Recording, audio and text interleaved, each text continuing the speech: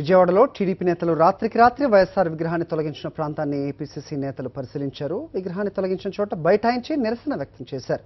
మహానేత విగ్రహాన్ని కూల్చడాన్ని తీవ్రంగా వ్యతిరేకించారు.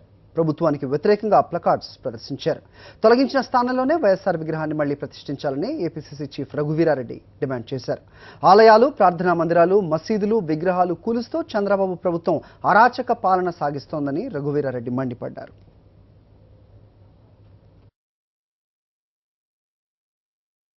చంద్రబాబు నాయుడు గారి ఏలుబడిలో ఉన్న ప్రభుత్వం ఇది ఒక చీకటి ప్రభుత్వం.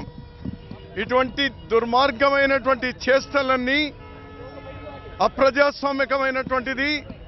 చట్టాలకు విరుద్ధంగా రాత్రిపూటే చేస్తున్నారు. ఈ రాజధాని నడిబొడ్డులో రాత్రిపూట మసీదులు కూలుస్తారు, రాత్రిపూట దేవాలయాలు కూలుస్తారు, రాత్రిపూట చర్చలు కూలుస్తారు, రాత్రిపూట చివరికి డాక్టర్ వైఎస్ రాజశేఖర రెడ్డి గారి విగ్రహాన్ని తీసేస్తారు. ఇక్కడ అది జరుగుతోంది. మొత్తం రాష్ట్రమంతా కూడా ఇదే జరుగుతోంది. పగటి పూట వీళ్ళ పరిపాలనే లేదు. రాత్రిపూట ఇటువంటి వికృతి చేష్టలు చేయడం, దోచుకోవడం, దీన్ని మేము నిరసిస్తా ఉన్నాం.